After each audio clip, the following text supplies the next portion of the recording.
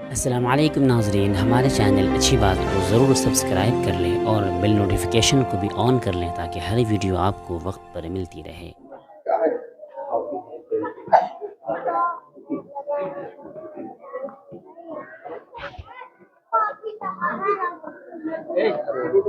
ام حبیبہ،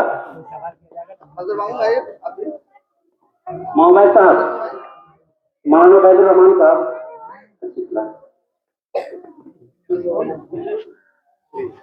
مولانا عبید الرحمان صاحب، ثنا پروین، ثنا پروین، محمد عفان، محمد عفان، پروگرام والے طلبہ سب حاضر ہو جائے۔ محمد عفان، اقرا پروین، اقرا پروین، نظہت پروین،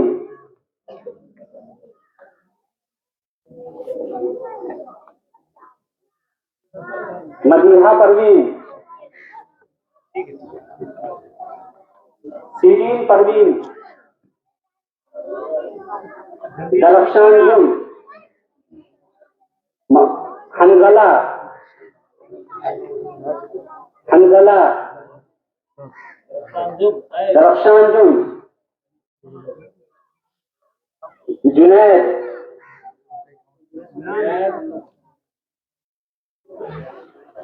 شاہنواز، آمنہ فردوس،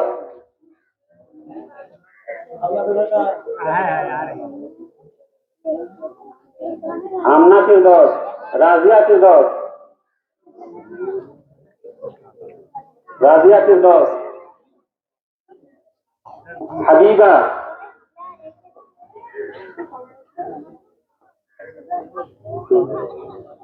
جو بچے باقی رہ گئے ہیں علم روشنی ہے۔ حدیث نمبر 2، الصبر ضیاء، صبر ضالع ہے۔ حدیث نمبر 3، المسلم اخو المسلم، مسلمان مسلمان کا بھائی ہے۔ حدیث نمبر 3، المسلم اخو المسلم، دین خیر خائی کا نام ہے۔ حدیث نمبر 5، الدین یسر، دین آسان ہے۔ حدیث نمبر 5، الدین النصیحۃ، دین خیر خائی کا روزہ ڈھال ہے۔ کلمہ طیب، لا الہ الا اللہ محمد رسول اللہ، اللہ تعالیٰ کے سوا کوئی عبادت کے لائق نہیں۔ حضرت محمد صلی اللہ علیہ وسلم اللہ کے آخری رسول ہے۔ دویم کلمہ شہادت، اشہد ان لا الہ الا اللہ و اشہد ان محمدن عبدہ و رسولہ۔ تیسرا کلمہ تمجید، سبحان اللہ والحمد للہ ولا الہ الا اللہ واللہ اکبر ولا حول ولا قوت الا باللہ العلی العظیم۔ دور دراز سے آئے ہوئے مخلص مہمانان کرام اور عزیز دوست، میری تقریر کا موضوع ہے 26 جنوری میں تمام ہندوستانیوں کا کردار۔ محب الوطن من الایمان، ملک سے محبت ایمان کی دلیل ہے۔ ہندوستان کا شمار دنیا کے سب سے بڑے جمہوری ملکوں میں ہوتا ہے۔ 26 جنوری کو یوم جمہوریہ منانے کی وجہ یہ ہے، آج 74 سال قبل 26 جنوری 1950 کو آزاد ہندوستان نے اپنا دستور خود پر نافذ کیا تھا، اور اس دستور کی تیاری میں تقریباً 3 سال کا وقت صرف ہوا تھا، اور غیر منقسم ہندوستان میں کابینٹ مشن پلان 16 مئی 1946 کے تحت ریاستی نمائندگان کا انتخابات متناسب اور نمائندگی کے اصول کے تحت عمل میں لایا گیا اور اس انتخاب کے ذریعہ غیر منقسم ہندوستان کے لیے 292 ارکان منتخب ہوئے، جبکہ 93 نمائندے راجوڑوں کی جانب سے نامزد کیے گئے اور 4 نمائندے چیف کمشنری کے نامزد ہوئے۔ اس طرح کل 193 نفری دستور سازی اسمبلی کا انتخاب مکمل ہوا، جس میں 208 نمائندے کانگریس کے 73 نمائندے مسلم لیگ کے کامیاب ہوئے۔ تمام مسلم علاقوں میں مسلم لیگ کے ارکان منتخب ہوئے اور غیر مسلم علاقوں میں سب کانگریس منتخب ہوئے، اور ان ارکانوں میں شیاما پرساد مکھرجی بھی شامل تھے جو اس وقت ہندو مہاسبھا کے صدر تھے مگر کانگریسی ٹکٹ پر منتخب ہو کر آئے تھے۔ ریاستی انتخابات میں بھی کم و بیش یہی صورتحال رہی۔ بہرحال 9 دسمبر 1946 سے لے کر 24 جنوری 1950 تک یہ دستور سازی اسمبلی میں موجود رہی اور اس دوران ان کے 11 اجلاس منعقد ہوئے۔ کل 166 دن تک ان اجلاسوں میں آزاد بھارت کے نئے دستور کی حرشت پر کما حقابو بحث کے بعد 1976 عیسوی میں 26 نومبر 1949 کو یہ دستور ہند قبول کر لیا گیا اور 26 جنوری 1950 میں ایک بہت مختصر اجلاس میں اس دستور پر تمام ارکان نے دستخط کیے۔ دلچسپ بات یہ ہے کہ ہندوستان کا یہ ماہ ناز دستور اتفاق رائے سے منظور نہ ہو سکا اور اس کی مخالفت میں محض 1-2 ووٹ تھے۔ مولانا حضرت موہانی کا، جنہوں نے دستور کے ڈرافٹ پر یہ نوٹ لکھا ہے، یہ دستور برطانوی دستور کا ہی اجرا اور توسیع ہے جس سے آزاد ہندوستان یوں آزاد ہند کا مقصد پورا نہیں ہوتا۔ 26 جنوری 1950 میں ہندوستان نے اپنے لیے جو دستور طے کیا اس کے آغاز میں ایک بہت خوبصورت جملہ لکھا گیا ہے۔ امید ہے کہ تمام حضرات اس کو اچھی طرح اپنے دماغ میں پیوست کریں گے۔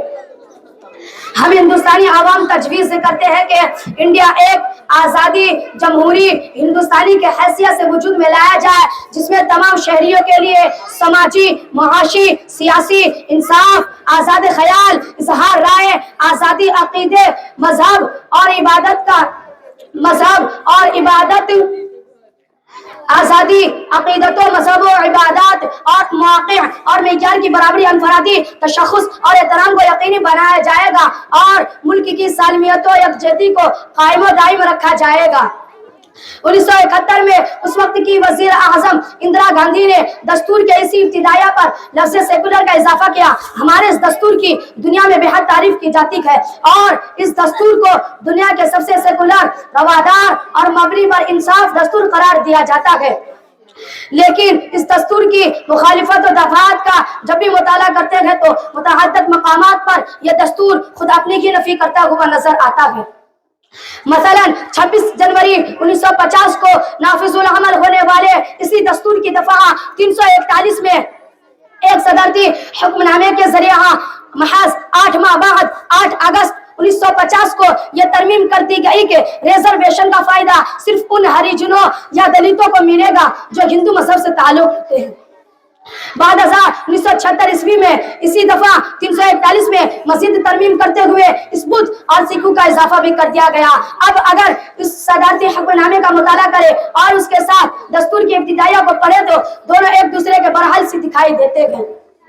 جہاں ایک طرف دستور کی ابتدائیہ ہر قسم کی برابری کی بات کر رہا ہے، وہیں یہ صدارتی حکم نامہ ہندوؤں، بدھوں اور سکھوں کو فوقیت دیتا ہوا دکھائی دیتا ہے۔ اسی طرح اگر دستور کی 44 کا مطالعہ کرے تو یہ دفعہ ایک یکساں سول کوڈ کی بات کرتے ہوئے کہتی ہے کہ حکومت ہند کی ذمہ داری ہوگی کہ وہ ملک کے تمام طبقات کو بالآخر ایک یکساں سول کوڈ اختیار کرنے پر آمادہ کرتی رہے۔ جس ایک طرف یہ دفعہ 44 ہے جس کو اگر دستور کے اس خوبصورت ابتدائیہ کے ساتھ ملا کر پڑھا جائے تو دونوں ایک دوسرے کے ساتھ متصادم نظر آتے ہیں، کیونکہ ابتدائیہ آزادی عقیدے، مذہب اور عبادات کا یکساں اختیار ملک کی ہر شہری کو دیتا ہے، جبکہ یہ دفعہ اس اختیار کو غصب کرنا چاہتی ہے۔ اسی طرح اگر آئین کی دفعہ 25 کا مطالعہ کرے تو آزادی مذہب کی بھرپور وکالت تو کرتی ہے مگر اسے آئین عامہ کا پابند بھی کر دیتی ہے اور ریاستوں کو اس کے برخلاف قوانین کے لیے بھی آزاد چھوڑ دیتی ہے، جس کے نتیجے میں ملک کی سالمیت، ریاستوں میں آزادی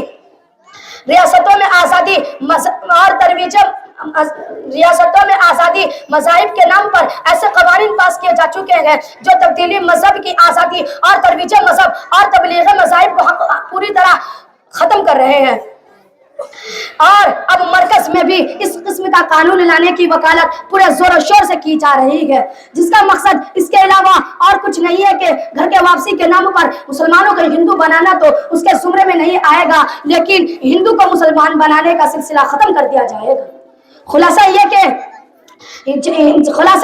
ہندوستان کی جمہوریت ایک طرفہ تماشا ہے، جمہوریت کی حقیقی روح سے متصادم ہے۔ دوسرے لفظوں میں یہ کہ یہ جمہوریت عملیت کا نیا نام ہے، جس میں مسلمانوں کے ساتھ مذہب کی بنیاد پر متعصبانہ رویہ اپنایا جاتا ہے، لیکن ان سب کے باوجود ہندوستان کا ہر مسلمان یہاں کی اس دم توڑتی جمہوریت کا احترام کرتا ہے۔ تمام مدارس میں 26 جنوری اور 15 اگست کو پرچم کشائی کی تقریب منعقد کی جاتی ہے۔ علامہ اقبال کا یہ ترانہ گنگنایا جاتا ہے، سارے جہاں سے اچھا ہندو ستا ہمارا، سارے جہاں سے اچھا ہندو ستا ہمارا، ہم بلبلے گے اس کی یہ گل ستا ہمارا۔ اب اس شعر کے ساتھ میں اپنی تقریر کو ختم کرتا ہوں۔ یہ نفرت بری ہے نہ پالو اسے، یہ نفرت بری ہے نہ پالو اسے، دلوں میں خلش ہے نکالو اسے، نہ تیرا نہ میرا نہ اس کا نہ اس کا، یہ سب کا وطن ہے بچا لو اسے۔ السلام علیکم ورحمۃ اللہ وبرکاتہ۔ بہن وعلیکم السلام ورحمۃ اللہ وبرکاتہ۔ بہن آپ کا نام کیا ہے؟ بہن میرا نام ثنا پروین ہے۔ بہن آپ کا کیا نام ہے؟ بہن میرا نام نبیلہ پروین ہے۔ بہن آپ کس مدرسے میں زیر تعلیم ہے؟ بہن میں جامعہ اصلاحیہ نسیمہ آباد پاک ٹولہ میں زیر تعلیم ہوں، جن کے قائم کرنے والے حضرت الحاج مولانا عبدالعلیم صاحب قاسمی رحمۃ اللہ علیہ ہیں۔ بہن میرے پاس کچھ سوالات ہیں، آپ ان کا جواب دے کر میری رہنمائی کریں گی؟ ہاں بہن، میں کوشش کروں گی کہ آپ کے سوالات کے جواب دے کر آپ کو مطمئن کر سکوں۔ سوال مسلمان کس کی پیروی کرتا ہے؟ جواب مسلمان اللہ کی پیروی کرتا ہے۔ سوال مغل حکمرانوں کو انگریزوں کے خطرے سے کس نے آگاہ کیا؟ جواب مغل حکمرانوں کو انگریزوں کے خطرے سے شاہ ولی اللہ رحمۃ اللہ علیہ نے آگاہ کیا۔ سوال حضرت مولانا قاسم نانوتوی رحمۃ اللہ علیہ نے ہندوستان کو کب دارالعلوم قرار دیا تھا؟ حضرت مولانا قاسم نانوتوی رحمۃ اللہ علیہ نے ہندوستان کو 1866 عیسوی میں دارالعلوم دیوبند کی بنیاد رکھی۔ سوال دارالعلوم دیوبند کے بنیاد قیام کا مقصد کیا تھا؟ دارالعلوم دیوبند کے قیام کا مقصد یہ تھا کہ ایسے افراد تیار کرنا جو فکری آزادی کے ساتھ ساتھ ملک و ملت کو کھوئے ہوئے وقار کو واپس لا سکے۔ سوال ریشمی رومال تحریک کے قائد کون ہے؟ جواب ریشمی رومال تحریک کے قائد حضرت مولانا قاسم نانوتوی رحمۃ اللہ علیہ ہے۔ سوال ہندوستان میں جماعت الانصار تحریک کے قائد کون لوگ ہیں؟ جواب ہندوستان میں جماعت الانصار تحریک کے قائد حضرت مولانا محمود الحسن دیوبندی رحمۃ اللہ علیہ ہیں۔ سوال کرو یا مرو کا نعرہ ہندوستان میں سب سے پہلے کس نے دیا؟ جواب کرو یا مرو کا نعرہ ہندوستان کی آزادی میں یوسف شیر علی نے دیا۔ سوال کس مسلم بادشاہ کے شہادت پر انگریزوں نے یہ نعرہ دیا تھا؟ جواب ٹیپو سلطان کی شہادت پر انگریزوں نے یہ نعرہ دیا تھا کہ آج ہندوستان ہمارا ہے۔ سوال گیدڑوں کی 100 سالہ زندگی شیر کی ہے، جن کی زندگی بہتر ہے، یہ کس مسلم بادشاہ کا قول ہے؟ یہ مسلم بادشاہ ٹیپو سلطان کا ہے۔ سوال ٹیپو سلطان کی پیدائش کب ہوئی؟ جواب ٹیپو سلطان کی پیدائش 1750 عیسوی میں ہوئی۔ سوال ٹیپو سلطان کے والد والدہ کا نام کیا تھا؟ جواب ٹیپو سلطان کے والد کا نام حیدر علی تھا اور والدہ کا نام فاطمہ فخر النساء تھا۔ سوال ٹیپو سلطان کی شہادت کب ہوئی؟ جواب ٹیپو سلطان کی شہادت 4 مئی 1799 عیسوی میں ہوئی۔ سوال آزادی کی پہلی لڑائی کب ہوئی؟ جواب آزادی کی پہلی لڑائی 1831 عیسوی میں ہوئی۔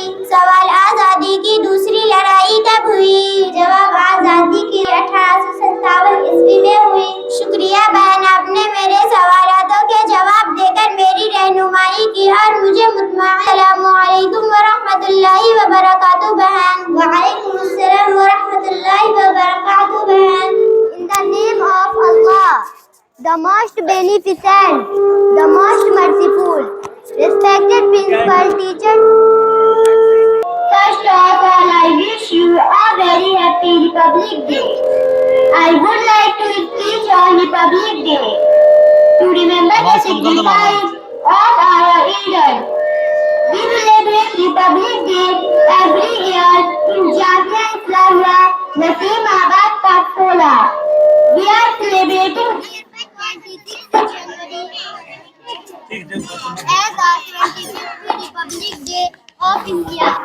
Our country got its constitution in 1950. We organized in New Delhi on the evening of the Armistice. Party Day. The President of India takes salute from the marching Jawans.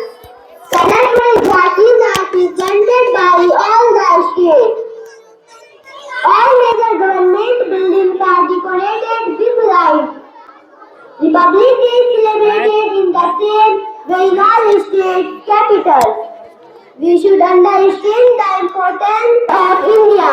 Against our huge crowd in Lucknow, Begum Mahal managed to bring about the rule and contribution Muslim women in the war of independence. And the subsequent movement have totally ignored by the power heavily. Maulana Azad, Tipu Sultan, Mahatma Gandhi, Bhagat Singh, Hakim Pandit Jawaharlal Nehru, Lal Bahadur Shastri, Maulana Ahmadullah Saidabadi, etc. With this I am ending my talk. Thank you. रहमतुल्लाहि व बरकातुहू। वालेकुम अस्सलाम व रहमतुल्लाहि व बरकातुहू।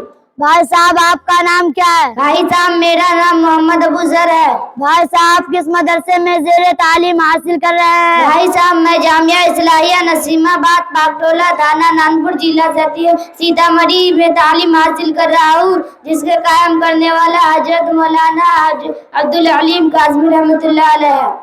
भाई साहब मैं आपसे सीरत के मौजू पर कुछ जानकारी हासिल करना चाहता हूँ, क्या मेरी रहनुमाई फरमाएंगे? जरूर भाई साहब, मुझे जितना आता है मैं आपकी जरूर रहनुमाई करूँगा।